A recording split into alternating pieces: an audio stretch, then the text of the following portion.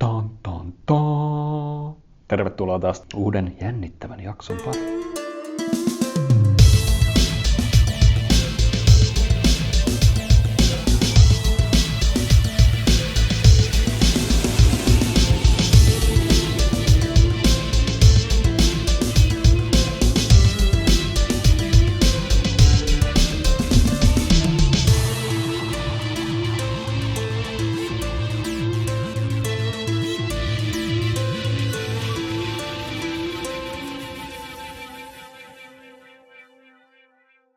Aika paljon on tapahtunut kaikenlaista. Se on mennyt tässä jaksossa pikkasen enemmän aikaa, mutta se johtuu vaan siitä, että on ollut niin paljon kaikkea tekemistä. Keräyshän on lähtenyt tosi hienosti taas rullannut eteenpäin. Mä tein sen mäkihaasteen, näette siitä kohta pienet kärsimysnäytelmät. Postikortteja tein aikamoisen määrän ja niitä on vielä tuossa tekeilläkin ja niitä saa tilata lisää. Eli jos teillä on vaan jotain niin kuin kavereiden juhlia tai mitä ikinä, niin pistäkää vaan tulemaan. Kuukausi on ollut tosi toiminnan täyteinen, että se on käynyt puhumassa kaiken maailman paikoissa, kouluissa, taidenäyttelyissä kävi juttelemassa. Sitten me tavattiin koko Kapua-porukan kanssa tuolla Taksvärkin tiloissa. Se oli mielenkiintoista katsoa sitä historiaa, mikä Taksvärkillä on.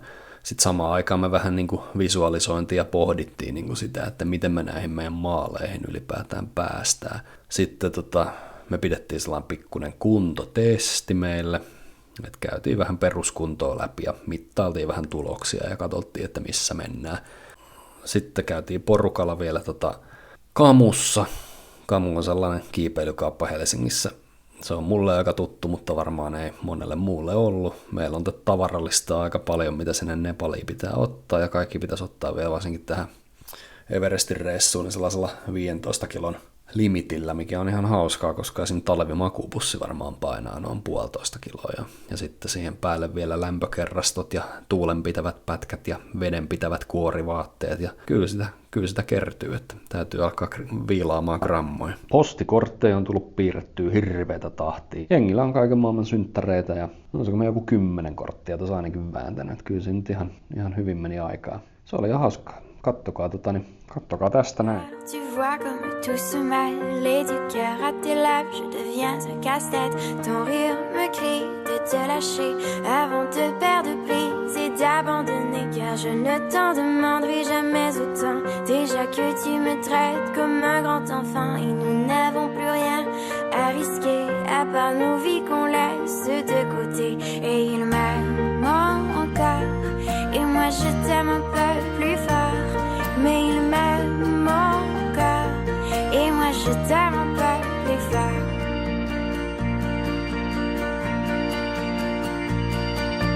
C'en est assez de citer doublement, c'est plus dur à faire qu'autrement, car sans rire c'est plus facile de rêver à ce qu'on ne pourra jamais plus toucher. Et on se prend la main comme des enfants, le bonheur aux lèvres un peu naïvement, et on marche ensemble d'un pas décidé alors que nos têtes nous crient de tout arrêter.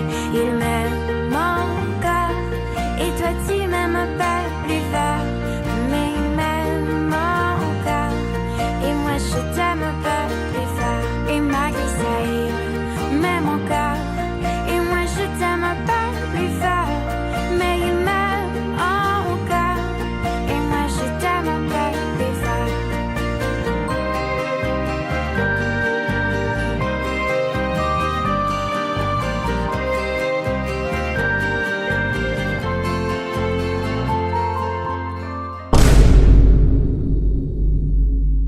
Moi. Täällä ollaan taas tutut mestat. Siinä on mäkeä aika paljon. Mä taisin joskus silloin tammikuun tienoilla luvata, että mä kiipeen sen 1200 nousumetriä, koska meillä on nyt 375 € kasassa sitä hyvän tekeväisyysjuttua varten. Ei menty ihan 500, mikä pelastaa mut siltä 2400, mutta niin kyllä tää 1200 metriäkin riittää ihan hyvin. Katsotaan, jos tehdään tästä vähän lähempänä uudestaan, mutta mä alan tästä nyt tikkaa 1200 metriä. Tosta se on nyt päällä, niin lähdetään menee.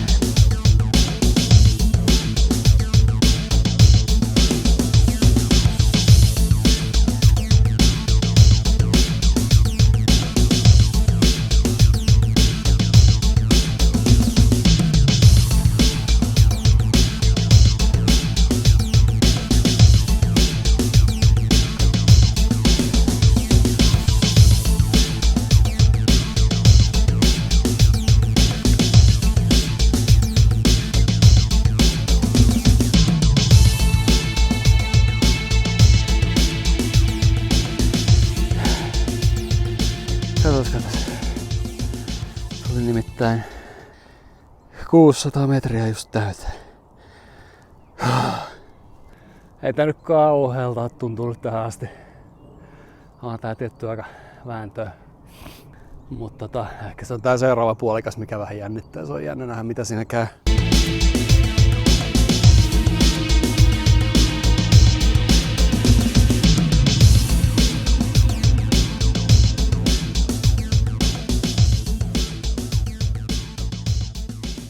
Nyt täytyy kyllä sanoa, että pikkasen alkaa hapottaa jalat.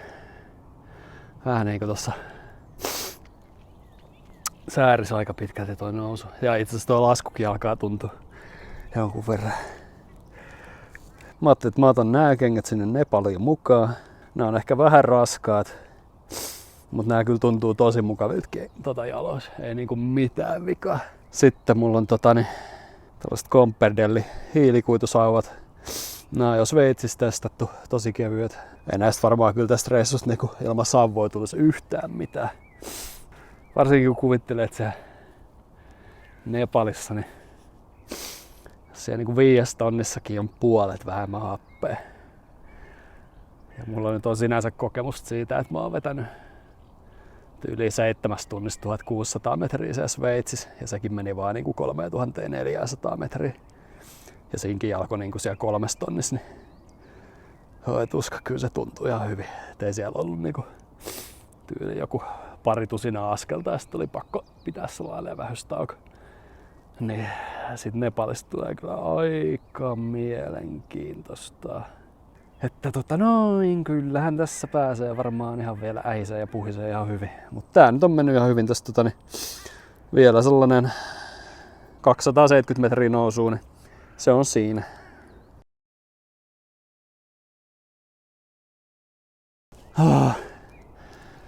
Ai tuska. Olisiko se nyt siinä? Katsotaan. Ei.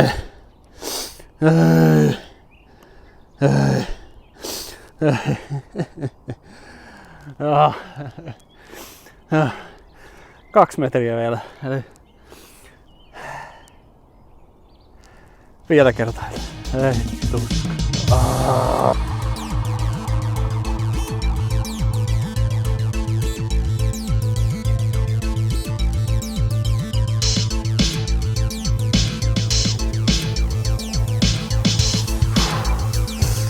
Noniin, se oli siinä. 1229 metriä.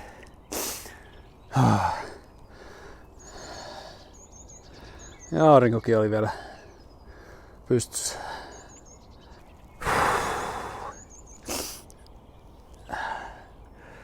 Kyllä se vähän alkoi pumputtaa tässä lopussa. Mut ihan sika hienoa. En niinku... Silloin kun se mäkihaasteella on pystyyn, niin mä en ollut ihan varma, että mitähän tästä oikein niinku tulee. Mun on kyllä pakko todeta, että jos sinne olisi tullut se 500 € lahjoituksiin, ja mun olisi pitänyt tahkoa 2400 metriä, niin siinä olisi kyllä varmaan veri lentänyt. Mulla olisi varmaan pitänyt olla joku teltta täällä tai jotain. 16.35 alkoi, 3 tuntia 10 minuuttia. Ja tästäkin tuli niinku 9,7 kilometriä matkaa, vaikka tää on ihan naurettava. Niinku, tästä tulee ehkä noin 20 metriä kävelyä tasaisella. Ja kaikki muu on niinku joko nousuu tai laskuu. 9,7 kilsaa, ihan käsittämätöntä. Keskinopeus 3 kilsaa tunnissa, no se on ihan. Ja maksimi 9 kilsaa tunnissa on varmaan alamäkeä.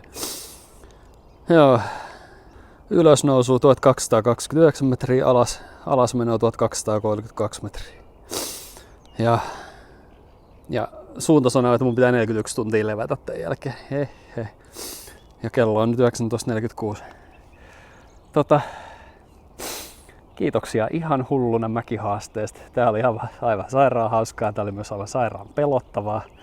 Mä en taida nyt tähän väliin ehkä mitään haastetta heittää, tai enpä tiedä, ehkä tämän jälkeen tulee. Mutta tää oli hauskaa. Oli hienoa nähdä, että tähän oikeasti kykeni. Kyllä näillä eväillä varmaan Nepalissa jotain tehdään. Kiitoksia paljon.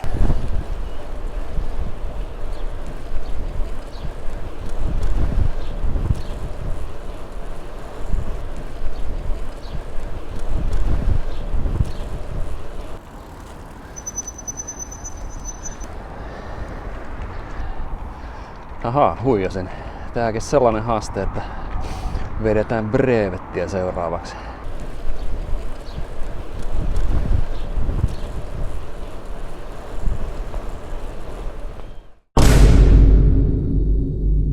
Tosiaan, eli uutta haastetta pukkaa, niin kuin äsken saattoi ehkä nähdäkin. Mene sinne mun lahjoitussivulle ja lahjoita sieltä ihan mikä tahansa summa rahaa. Tosi 5 € taitaa olla minimi. Ja laita siihen viestiin brevet-haaste. Niin se menee tätä uutta polkupyöräilyhaastetta kohti. Ja brevettihan on siis sellainen yli 200 kilsaa pitkä pyörämatka, mikä ajetaan tietyn tavoiteajan sisällä. Mutta koska mä nyt haluan tähän vähän eri tällaisia lähtötasoja, niin mä oon luonut sellaiset tasot kuin 100 kilometriä, 200 kilometriä ja 300 kilometriä. Ja jos mä saan nostettua tarpeeksi rahaa, niin riippuen mikä se summa on, niin mä ajan sitten ton kyseisen tavoitetason verran kilsoja sisään. Eli vähän niin kuin tuossa mäkihaasteessakin näki, niin tässä on mahdollisuus päästä kohtalaisen helpolla tai sitten saada niin kuin todellinen tuskamylly päälle. Mutta tässä on spesiaalina vielä se, että kaikki, jotka lahjoittaa tätä haastetta kohti, niin minä arvon 3 ihmiselle Kapua Lakua, Kouvolan lakritsin mainiota pikkunaposteltavaa, tuoretta lakritsia suoraan tehtaalta.